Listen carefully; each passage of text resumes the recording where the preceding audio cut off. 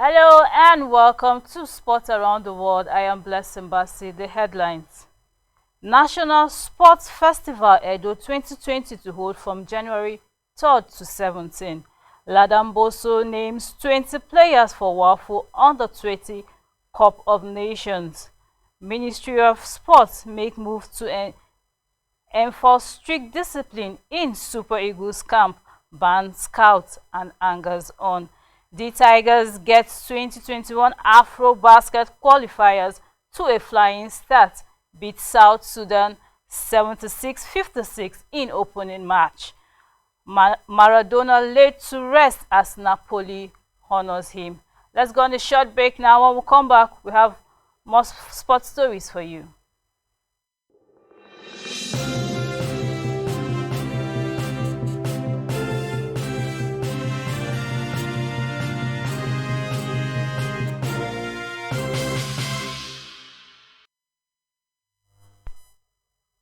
Welcome back. The 2020 National Sports Festival is now set to hold from January 3rd to 17th in Benin City. The special advisor on media to the Minister of Youth and Sport Development, John Joshua Akanji, confirmed the new date of the NSF on Thursday.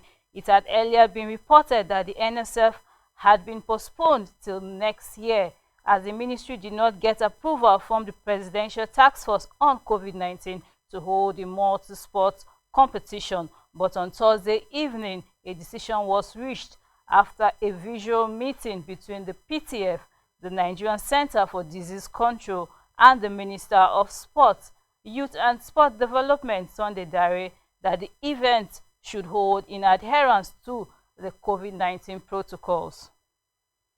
The Ministry of Youth and Sport Development had banned scouts and angers on from the camp of the Super Eagles. In a statement by the media office of the Sports Ministry, which was released on Thursday, the Sport Ministry directed the Nigerian Football Federation to carry out the directives. The Sports Minister also tasked the NFF to set up a scientific template to benchmark the performance of the Super Eagles. This, he said, will curb poor performance and mediocrity in the performance of the players. Dare has been critical of the Super Eagles technical crew since they squandered a 4-goal lead to draw 4-4 against Sierra Leone in a 2021 African Cup of Nations qualifier at the Samuel Bumudia Stadium, Benin, November 13th. Nigeria Football Federation has received the keys to a substantially upgraded FIFA Technical Center Bauchi following completion of the work done on the facility by the contractors. World Football Governing Body FIFA provided the fund for the upgrading and furnishing of the facilities in the Bauchi state capital, of which the groundbreaking ceremony was done during the tenure of Ajayi Aminu Magari-led NFF Executive Board. On Tuesday, NFF Deputy General Secretary Mr. Emmanuel Peme, in company with the Bauchi State Commissioner for Youth and Sports, Honorable Adamwa Manusoro, Permanent Secretary in the Ministry, Alhaji Ashiru Yakubu Kumbawa, and Chairman of the Bauchi State Football Association, Pascal Patrick, were at the formal handling open ceremony of the facility, which is the first phase of the project. According to Ikpeme, the NFF has reached out to FIFA to support the building of a synthetic turf at the technical center. Chairman of the NFF Referees Committee, Alhaji Rabiu Inuwa, is confident that the two Nigerian female referees pre-selected for the 2023 FIFA Women's World Cup schedule for Australia and New Zealand will make the final cut and excel. Reacting to the pre-selection of the duo of FIFA-bagged referee Ndidi Madu and Mimi Sen Iyone for the Women's World Cup in 2023, Alhaji Inuwa stated that the NFF will work assiduously with Nigeria Referee Association to ensure that the two ladies make the final cut and proceed to officiate at the World Cup in 2023. Alhaji Nura, who is also the chairman of Kano State Football Association, continued, "Those of us at the Federation and the NRA are leaving no stone unturned in a concerted effort to ensure that our referees get the recognition they deserve at intercontinental and continental stages." Ndidi Madu is one of the 8 women center referees from Africa pre-selected for the World Cup, while Mimi Senyon is among the 10 assistant referees picked from Africa. Let's quickly go on a short break. When we come back, we have more sports stories for you.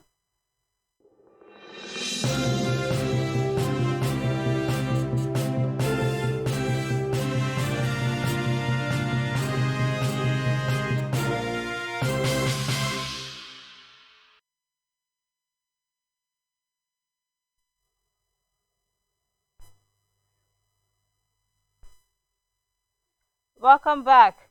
The Tigers tipped off their 2021 Afro Basketball qualifiers with a comfortable 76-56 win over South Sudan at the Kigali Arena on Thursday. The 2015 African champions took the first quarter 22-17, with the North Africans going head-to-head with their more illustrious opponents, but the Nigerians were ruthless in the second quarter, winning 24-12 to head into the first half break with a 17-point lead, finishing half 46-29.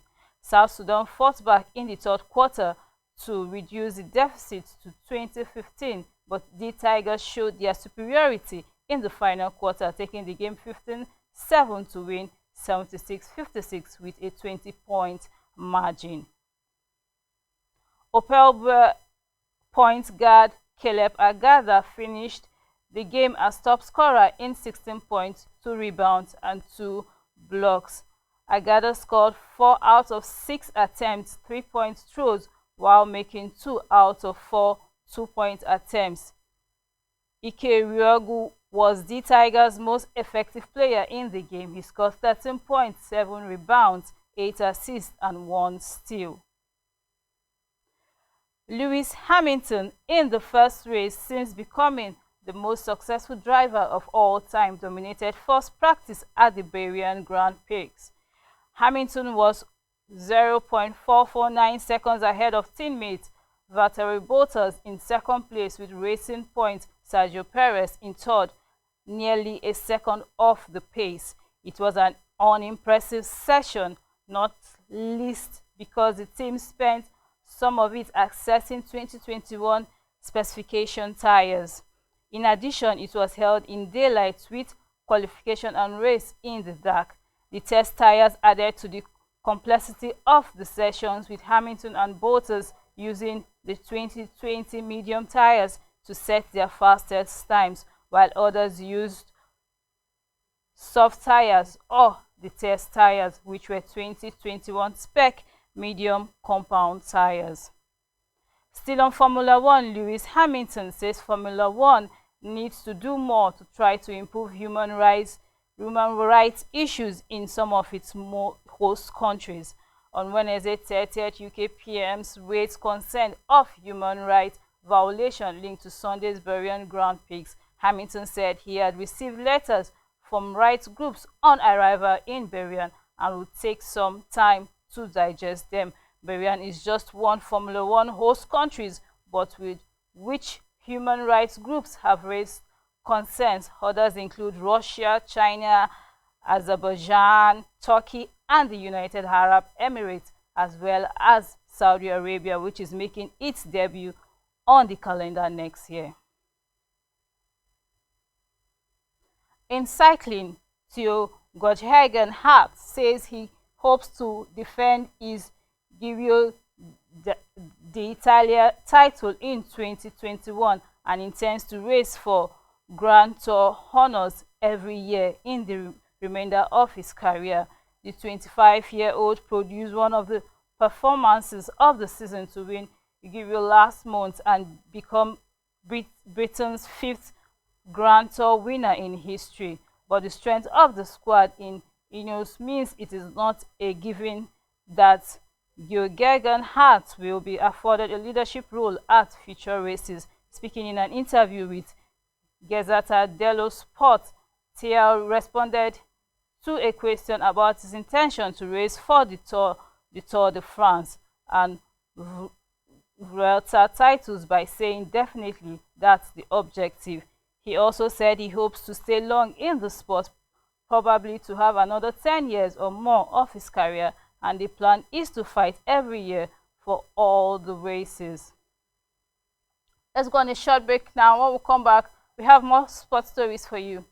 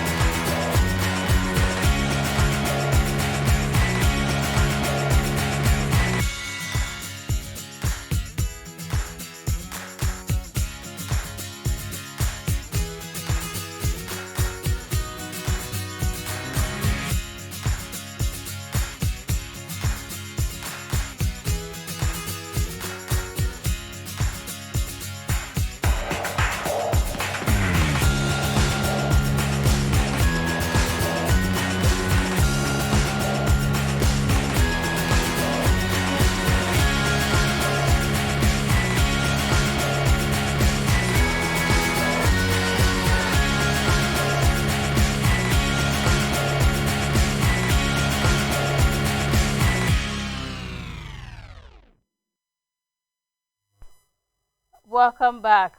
The Super Eagles failed to win the two games they played this month, settling for back-to-back draws against Sierra Leone. Nigeria have slipped to 35th position on the latest FIFA global ranking for November. The Super Eagles dropped 3 places from their previous positions after settling for back-to-back draws against Sierra Leone in the 2022 African Cup of Nations qualifying fixtures.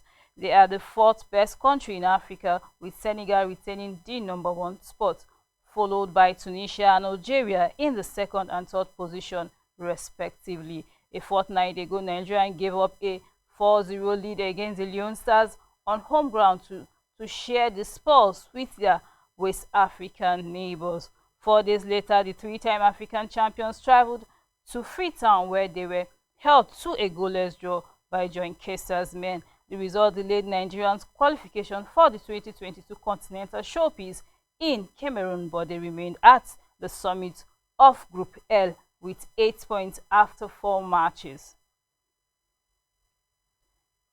Head coach Issa Ladamboso has picked his 20-man squad that will contest for the WAFU Cup of Nations title at the tournament taking place in Porto Novo, Benin Republic next month. The competition, which holds 5th to 20th December, will also serve as the qualifying tournament for the 2021 Under-20 African Cup of Nations that will be staged in Mauritania. The team is resplendent with players from former national youth side, fused with discoveries from the grassroots. Abia Warriors goalkeeper Chibueze Lambert leads a cast that includes the duo of Wisdom Ubani, Charles Etim, and Peter Olawale, who played for the Golden Eaglets at the last FIFA Under-17 World Cup finals in Brazil. Plateau United duo of Mike Zaruma and Nerot Silas also made the cut, while Kwara United's Christopher Uweze, Isaiah Eze, and Farayola Olawale are also in the mix. 3 stars each from Egyptian clubs El Ahly and Zamalek have tested positive for coronavirus and will miss the CAF Champions League finals in Cairo on Friday, according to Egyptian football officials. The El Ahly duo of Wahid Soliman, Saleh Goma, and Malian Aliou Geng are midfielders, while Zamalek victims include defenders Mahmoud El Wesh, Hamdi, and Abdallah Goma, and midfielder Yusuf Ibrahim. Because of COVID-19 fears, no spectators will be allowed to attend the highlights of the African club calendar at the 74,000 capacity Cairo International Stadium. Ali are seeking a record-extending 9th Champions League title, and Zamalek is sixth in the first final featuring clubs from the same country. The side that wins the first single-match title decider since 1965 is assured of at least $3.5 million, which includes a minimum $1 million for competing in the FIFA Club World Cup. Ali would relish another chance to impress on the world stage, having lost 9 to 12 matches in 5 previous appearances, including a 5-1 dribbling from Mexican outfit Monterrey. Zamalek have never featured in the Club World Cup, as their 5 Champions League successes came before it was turned into a multi-continental tournament. Leeds manager Marcelo Bielsa has demanded Premier League chiefs block fans returning to grounds until a 20 top-flight clubs can reopen their turntails. Under the new COVID tier system, half of Premier League clubs will still not be allowed supporters from Wednesday, while the other 10 can have 2,000. Leeds are in Tier 3 and must keep fans locked up, with boss Bielsa saying if fans are not allowed in all stadiums, then they should not be allowed until anyone can. Arsenal will become the first Premiership team to welcome fans back since March, when they host Rapid Vienna in the Europa League on Thursday, while West Ham Premiership clash with Manchester United next Sunday is set to be the first top-flight match with fans since the COVID lockdown. Let's quickly go on a short break. When we come back, we'll bring you the rest of the stories.